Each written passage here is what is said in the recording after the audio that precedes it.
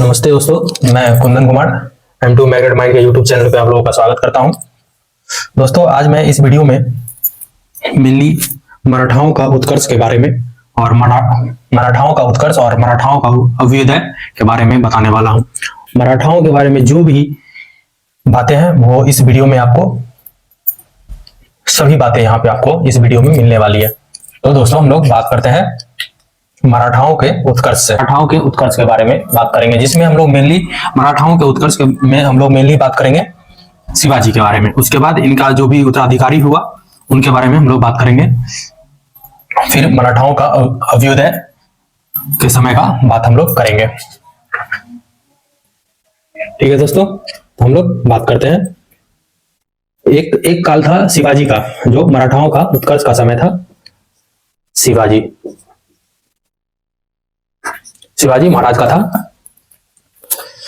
जब हम बात करते हैं मराठाओं के तो शिवाजी और मध्यकालीन का अगर हम लोग बात करते हैं, मध्यकालीन भारतीय इतिहास का, तो उसमें एक मराठाओं का उत्कर्ष और मराठाओं का जो है प्रतिनिधित्व और शिवाजी का प्रतिनिधित्व का एक बहुत ही महत्वपूर्ण स्थान है पूरे मध्यकालीन भारत के इतिहास में। तो हम लोग बात करते हैं मराठाओं के उत्कर्ष का महत्वपूर्ण कारण में हम लोग 4 कारणों पे बात करेंगे। मराठाओं के उत्कर्ष के हम लोग कारण पे बात करेंगे कि क्या क्या कारण था जो मराठाओं का उत्कर्ष में सहायता के रूप में काम किया।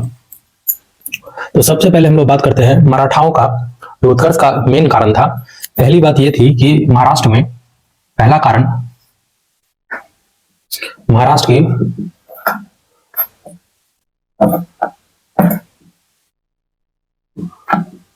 महाराष्ट्र की भौगोलिक स्थिति ये बहुत ज्यादा प्रभावित करता था मराठाओं को। भौगोलिक स्थिति कहने का मतलब यहाँ पे ये है कि इस प्रदेश में अधिकांश क्या था, तो पहाड़ था, पर्वत था, नदी था, जंगल था, अनुपजाऊ भूमि था। इसलिए यहाँ के लोग बहुत ही जुझारू व्यक्ति होते थे। महाराष्ट्र भौगोलिक स्थिति के कारण में हम लोग कह सकते हैं कि यहाँ पे बहुत सारे इस प्रदेश में अधिकांशतः नदी, पहाड़, जंगल और अनुपजाऊ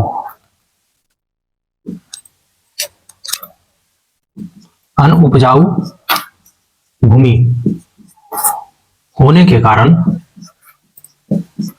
यहाँ के व्यक्ति इस प्रदेश के व्यक्ति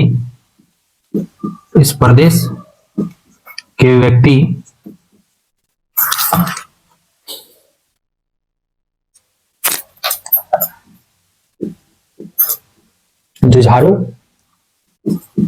होते थे।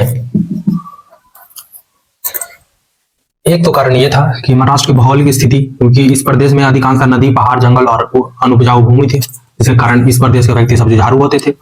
दूसरा कारण यह था पहाड़ी प्रदेश होने के कारण पहाड़ी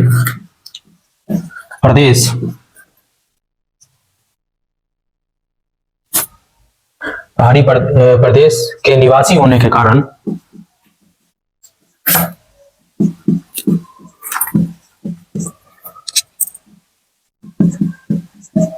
मराठा लोग स्वस्थ एवं बलिष्ठ होते थे, मतलब कि बहुत ही शक्तिशाली।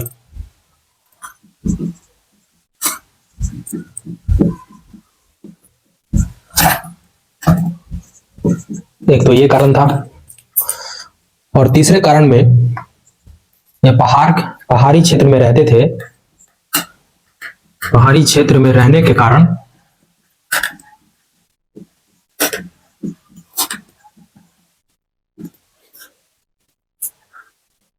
यहाँ के व्यक्ति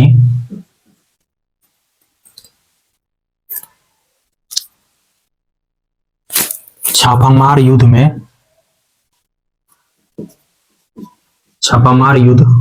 या आप इसको गुरिल्ला युद्ध बोल सकते हैं, गुरिल्ला युद्ध में काफी निपुण थे।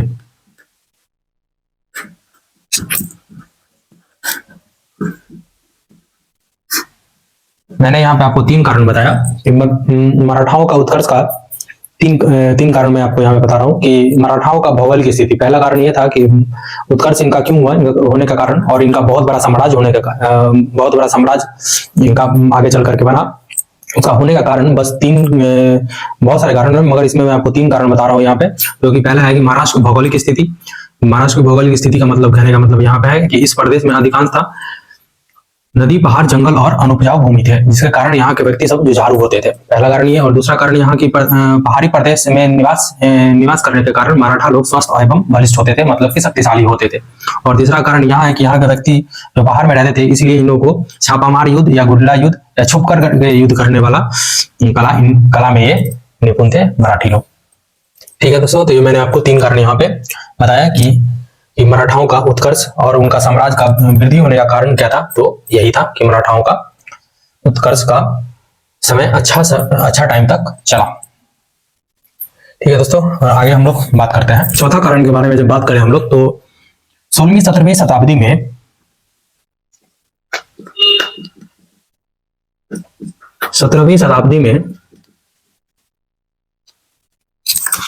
भारत में धार्मिक आंदोलन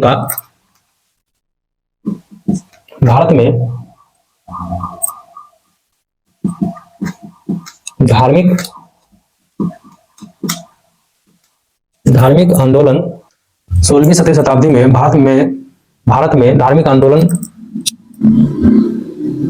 चल रहा था।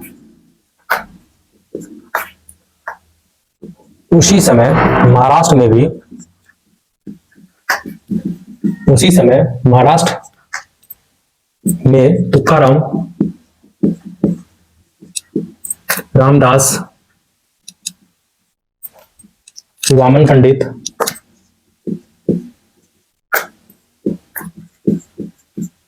एवं एकनाथ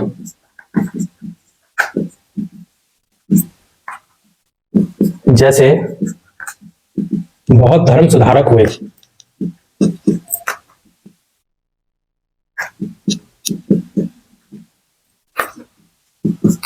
का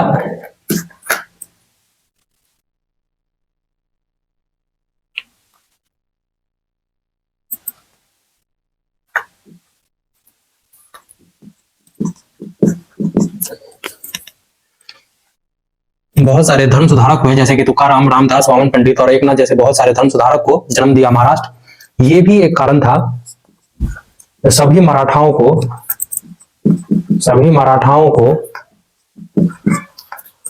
एकत्रित और संगठित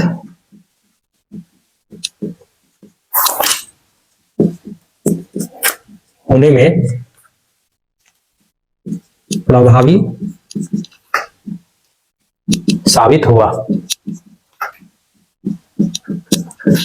चौथा कारण अगर हम वो बात करें तो मराठाओं का उत्कर्ष का, तो 16वीं और 17वीं शताब्दी में जब भारत में वृहद रूप से धार्मिक आंदोलन चल रहा था, उसी समय महाराष्ट्र में भी तुकाराम, रामदास, वामन पंडित और एकनाथ जैसे बहुत सारे धर्म सुधारक को भी जन्म दिया। और इनके उपदेशों और धर्म सुधारक बातों से सभी मराठाओं को एकत्रित और संगठित होने में भी बहुत बड़ा इनका कारण रहा धर्म सुधारकों का। चौथा कारण एक ये था। और 5वां कारण में औरंगजेब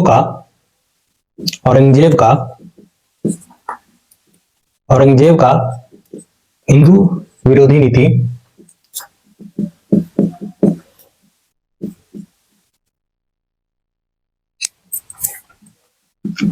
नीति का परिणाम था कि शिवाजी ने 2 उपाधियां, हिंदू पादशाही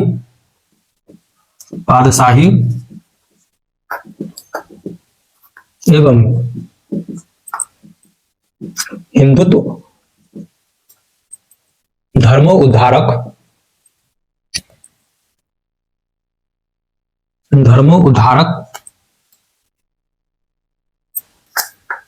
धर्मोद्धारक की उपाधि धारण कर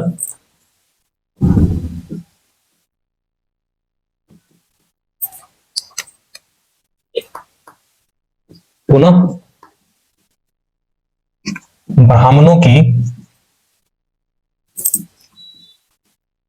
रक्षा की कसम खाई। तो हम लोग यहाँ पे पांचवा कारण जब देखते हैं तो औरंगजेब का हिंदू विरोधी नीति जो था उसका भी परिणाम था कि शिवाजी उसी का परिणाम था जो शिवाजी ने क्या किया कि हिंदू पदशाही और हिंदुत्व धर्मोद्धारक का उपाधि उन्होंने धारण की और फिर से ब्राह्मणों की रक्षा करने की उन्होंने कसम खाई। तो एक तो ये भी था कि मराठाओं का उत्कर्ष का एक ये भी कारण रहा।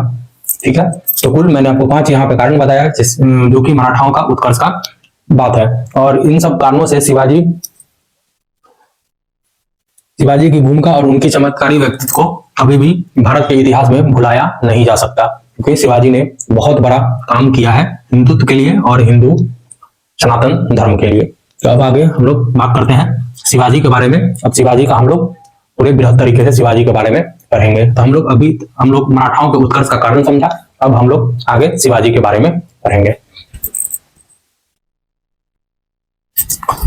जब हम लोग शिवाजी का बात करते हैं तो शिवाजी को हम लोग 1627 से 1680 तक के बारे में इनके बारे में हम लोग पढ़ेंगे। शिवाजी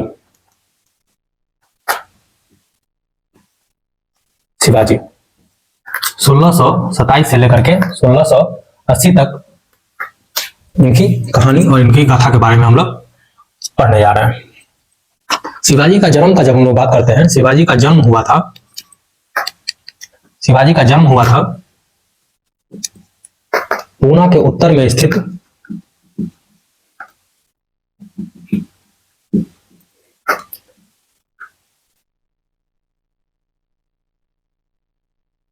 जुन्नार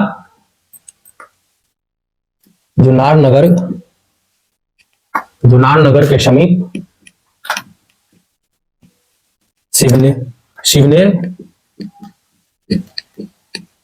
शिवनेर नामक स्थान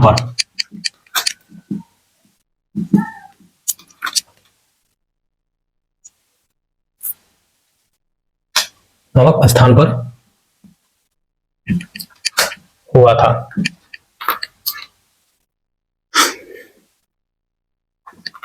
जन्म का तारीख था 20 अप्रैल 1627 ईस्वी को इनका जन्म हुआ था। वंश था इनका भोसला वंश। इनके पिताजी का नाम था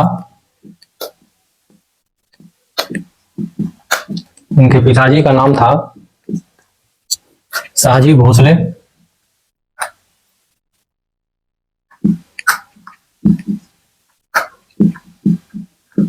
इनके माताजी का नाम था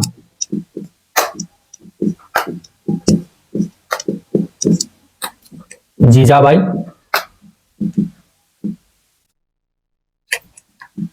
और इनकी ये प्रथम पत्नी थी, शाहजी भोसले के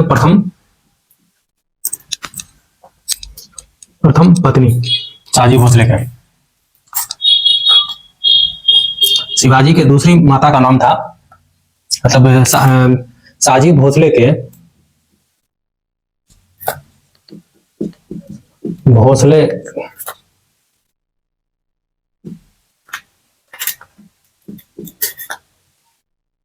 सेकंड या दूसरी पत्नी का नाम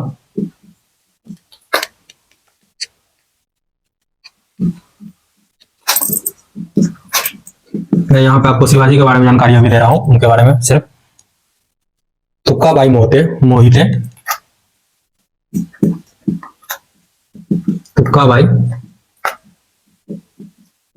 मोहिते था। और शाहजी भोसले जो है सो ये दूसरी पत्नी के साथ ही रहते थे। ठीक है दोस्तों। तो और इनके माता जी का नाम क्या था? शिवाजी के माता जी का नाम था जीजाबाई। और इनका बचपन से लेकर के और मैक्सिमम समय जीजाबाई के साथ ही इनका बीता, शिवाजी का। और जीजाबाई ने अधिकांश समय अकेले ही इन्होंने बिताया। और शिवाजी के जीवन पर सबसे अधिक प्रभाव किसका था? तो जीजाबाई का था। तो मैंने यहाँ पे आपको शिवाजी के बारे में कुछ जानकारी दिया, और फिर मैं आगे आपको और शिवाजी के बारे में बताने जा रहा हूँ। जैसे मराठाओं का उत्कर्ष का बात करते हैं तो हम लोग शिवाजी के बारे में ही मिलनी बात करते हैं। तो शिवाजी का समय था 1627 से लेकर 1680। इनका जन्म हुआ था पूना के उत्तर में स्थित है जुनार नगर, उसके समीप सिमनेर दुर्ग नामक स्थान पर हुआ था। जन्म का तारीख था इनका 20 अप्रैल 1627 ईस्वी। वंश था इनका भोसला वंश। पिताजी का नाम था इनका शाहजी भोसले। माताजी का नाम था इनका जीजा बाई। और ये प्रथम पत्नी थी। कौन? तो जीजा बाई प्रथम पत्नी थी। और शाहजी भोसले की दूसरी पत्नी का नाम था तुक्का बाई मोहिते। शाहजी भोसले की दूसरी पत्नी का नाम था तुक्का बाई मोहिते। अब आगे मैं शिवाजी के बारे में और जिक्र करने जा रहा हूं। जब शिवाजी का बात करते हैं हम लोग,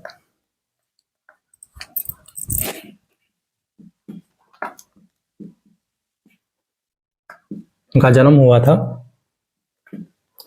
20 अप्रैल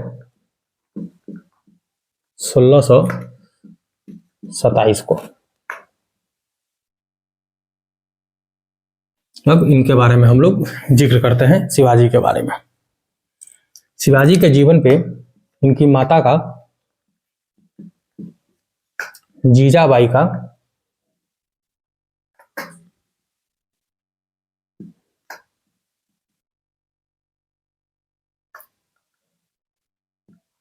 अधिक प्रभाव था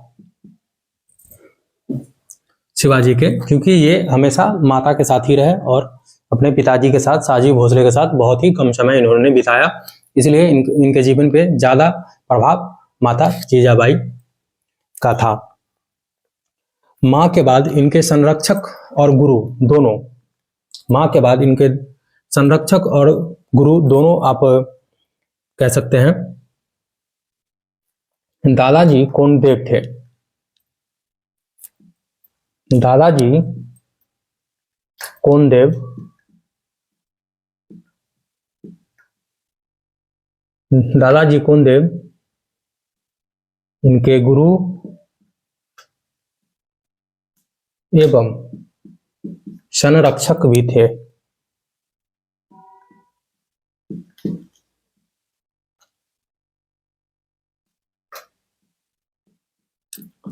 जब आगे और हम लोग बात करते हैं तो इनके आध्यात्मिक गुरु, शिवाजी के आध्यात्मिक गुरु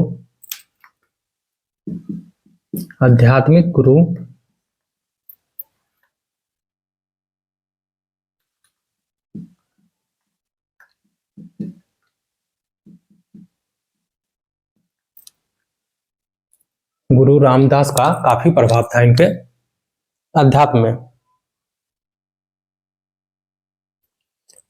और साथ में गुरु रामदास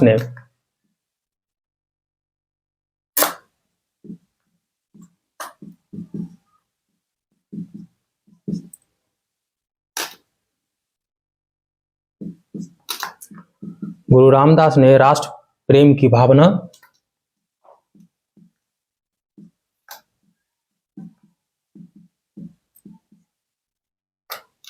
एवं देवताओं का भावना एवं राष्ट्र प्रेम की भावना एवं देवता, गौ, ब्राह्मण तथा धर्म की रक्षा करने की प्रेरणा भी इनको रामदास से ही मिला।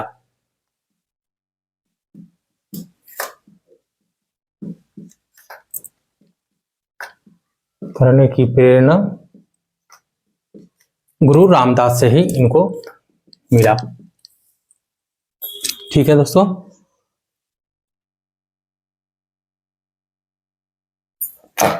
शिवाजी का 12 वर्ष के उम्र में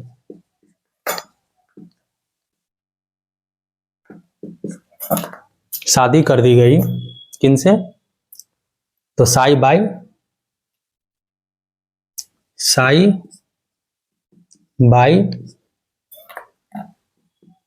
निम्बालकर से। साईबाई निम्बालकर नामक लड़की से शिवाजी का विवाह कर दिया जाता है।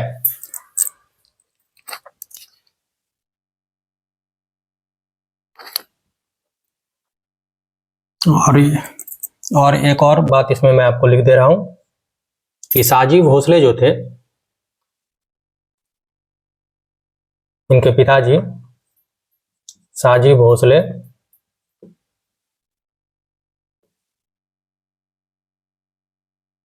पूना का जागीर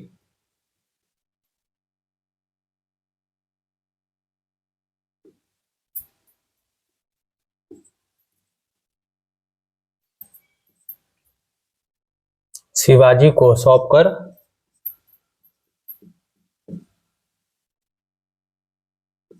खुद बीजापुर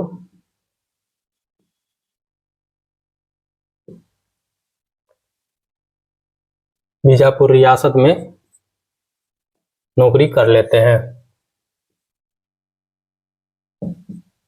नौकरी